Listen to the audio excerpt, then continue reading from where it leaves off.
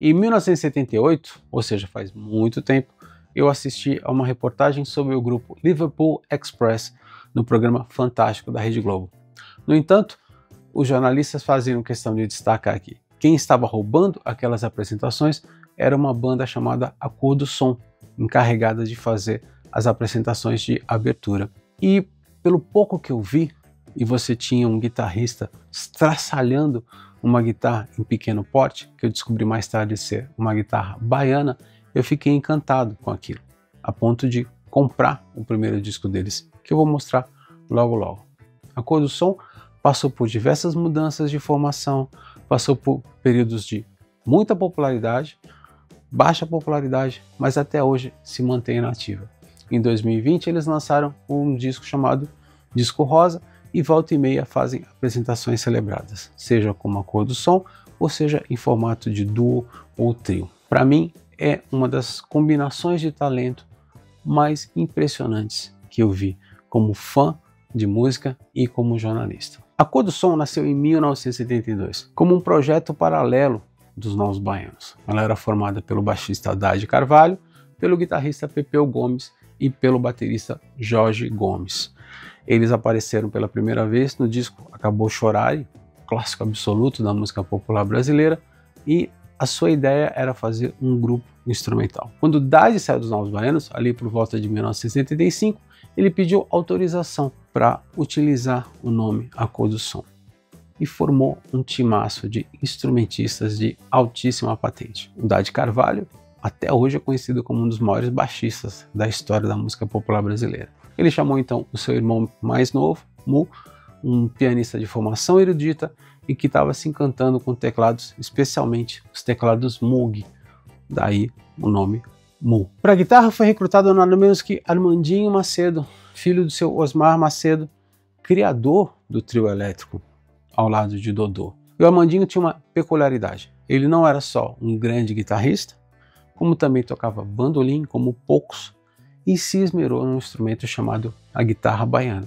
que é uma guitarra de proporções menores, utilizada principalmente para se tocar em trio elétrico. Tinha um som mais agudo, tinha um som mais frenético. Hoje, um dos grandes seguidores do Armandinho é nada menos que o Roberto Barreto, guitarrista do Baiana System, para mim, a maior banda brasileira em atualidade. O baterista Gustavo Strotter, do seu turno, veio da bolha, era um roqueiro, também tocava com Zé Ramalho. E para percussão foi chamado outro grande baiano, o Ari Dias, que deu aquele molho a toda a destreza instrumental desse grupo. O primeiro disco da Cor do Som saiu em 1977 e é este aqui, A Cor do Som. É um disco instrumental que traz desde canções da própria lavra do grupo, como Arpoador, que até hoje é uma das minhas prediletas, como Tigresa, do Caetano Veloso, feito num arranjo espetacular, além de Bodoque, de Túlio Mourão. A Cor do Som tinha então essa característica. Embora ela fosse uma banda de rock, ou que eles poderiam chamar de rock, ela trazia uma forte influência da música popular brasileira, inclusive de gêneros afro-brasileiros e gêneros regionais. Esse disco aqui é uma pequena obra-prima, não vendeu o suficiente para animar a gravadora Warner. Então a Cor do Som sempre ficou naquela banda que dava mais prestígio do que propriamente dividendos. Mas um cara chamado Gilberto Gil ficou de olho no talento daqueles instrumentistas e os chamou para uma dobradinha no famoso Festival de Montreux, na Suíça.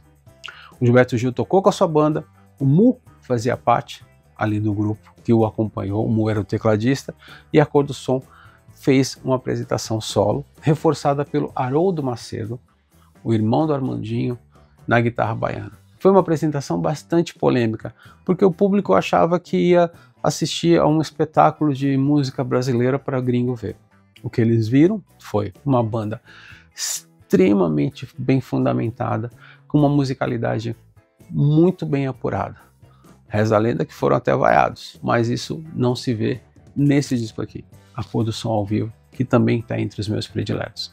Você tem desde Brejeiro, do Ernesto Nazaré, que é um precursor, um machixe, talvez até um precursor do choro, tocado exemplarmente pelo Mu, onde ele mostra a sua formação erudita, até uma versão frevo de Eleanor Rigby. Pode ter dado um nó ali na cabeça dos suíços, mas eles também levaram uma carraspana do Gilberto Gil, que subiu ao palco e o defendeu dos então imbecis que os vaiavam. Ah, sim, esse disco aqui também traz uma das minhas prediletas, chamada Cochabamba, uma composição de Moraes Moreira e Haroldo Macedo, no qual o Armandinho e o Haroldo matam a pau. A Cor do Som até então era aquele grupo que dava mais prestígio do que lucro para sua gravadora, a Warner. Foi então que o André Midani teve uma reunião muito séria com os integrantes do grupo e falou: se vocês não cantarem, nada feito. Se vocês não cantarem, vocês nunca vão passar desse grupo de música instrumental que toca para poucas pessoas, que fala com poucas pessoas e fatalmente serão dispensados da gravadora. O que aconteceu? Este disco aqui, Frutificar, de 1979. É, para mim, uma das melhores obras do pop brasileiro em todos os tempos. A faixa título, por exemplo, denota as influências do Mu no rock progressivo. Gilberto Gil e Dominguinhos deram de presente Abrir a Porta, que foi a canção que iniciou os trabalhos de popularização da Cor do Som. O Dade uma vez falou: eu tive que tomar quase 1 litro de Jack Daniels para ter a coragem suficiente para cantar, vou soltar a minha voz e cantar. Deu certo. Armandinho Macedo canta de maneira espetacular Beleza Pura, que é uma canção do Caetano Veloso. E o Mu também canta, no caso Swing Menina, que é uma parceria dele com o grande Moraes Moreira. Mas se eu for falar do que me agrada realmente nesse disco, embora eu tenha assistido muito a Cor do Som nos meus tempos de juventude e tenha cantado Abrir a Porta, Swing Menina e Beleza Pura, são as faixas instrumentais.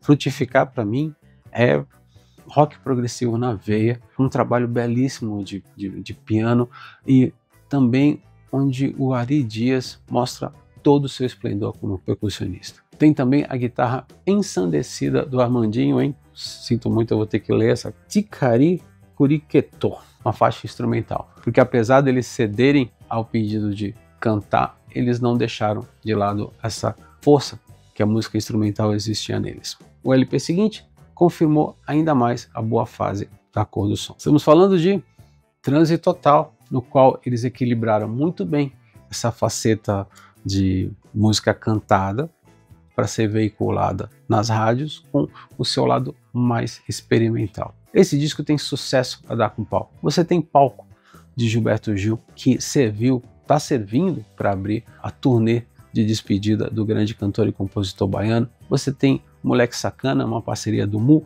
com a Rita Lee. Você tem Zanzibar, também outra canção que tocou muito. E você tem Semente do Amor, que é uma parceria do Mu e do Moraes Moreira. Mas embora exista um grande esforço comercial nesse disco, há também uma ousadia que só uma banda de grandes músicos como a Cor do Som seria capaz de fazer. Ela começa com uma faixa instrumental, que é a Dança das Fadas. Você tem Bruno e Daniel, feita para os filhos do Dade e do Mu. Você tem uma versão bem sacolagente de Maracangalha, de grande Dorival Caymmi. E você tem Farrá Forró, que é uma faixa instrumental no qual o Oswaldinho do acordeon arrebenta de uma maneira inclassificável, indescritível. Transe Total foi o ápice criativo da Cor do Som. Essa grande fase da Cor do Som se encerra com este disco aqui, Mudança de Estação. É dele Alto Astral, uma balada que também traz um solo espetacular do Armandinho. É aqui que você tem o Show Não Tem Final, que é uma outra canção belíssima, a cargo do Mu. Aliás, é impressionante você ver a presença muito forte do Mu nesse disco aqui. É muito bonita a instrumental Saudação à Paz e Zero, uma parceria do Armandinho e do Falso Nilo, que o Armandinho arrebenta de modo inimaginável. Depois do Mudança de Estação, a Cor do Som passaria por momentos muito tenebrosos. Segundo o Mu e o Dade, um diretor da Warner, incomodado com o fato de que o Armandinho se desdobrava entre a Cor do Som e o trio elétrico de Armandinho, Dodô e Osmar, que era uma tradição familiar, falou: ou o grupo ou o trio. E o Armandinho foi obrigado a deixar a Cor do Som para acompanhar, para manter a chama do trio elétrico acesa. Eles substituíram o Armandinho pelo guitarrista Vitor Bilione, um argentino radicado no Rio de Janeiro, um músico espetacular, mas que nunca conseguiu se integrar àquela mistura tão bem feita da Cor do Som. e pouco depois eles embarcariam em projetos muito estranhos. Mais uma vez eu recorro a uma conversa que eu tive com o Mu e com o Dad, no qual eles admitem que o grande erro da Cor do Som foi abandonar a sua sonoridade característica para tentar imitar o rock brasileiro dos anos 80, que era de uma outra raiz, que tinha uma outra ideia, que tinha uma outra filosofia musical. Eles ainda têm um grande disco instrumental chamado Intuição, um disco sem guitarras, e depois se separariam, voltando uns momentos aqui e ali.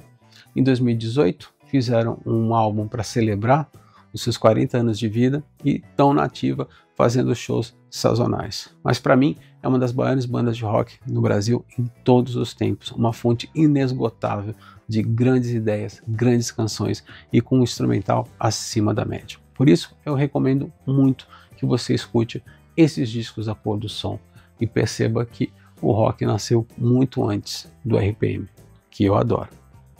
Se você gostou desse vídeo, curta, comente e compartilhe. Se você não gostou, mande pro Pepeu Gomes e fale com o Armandinho, é muito mais guitarrista do que ele, o que eu não acho. Mas é só pra gente provocar. Assine o sininho para notificações e fica ligado que daqui a pouco a gente volta para falar mais de música. Até lá!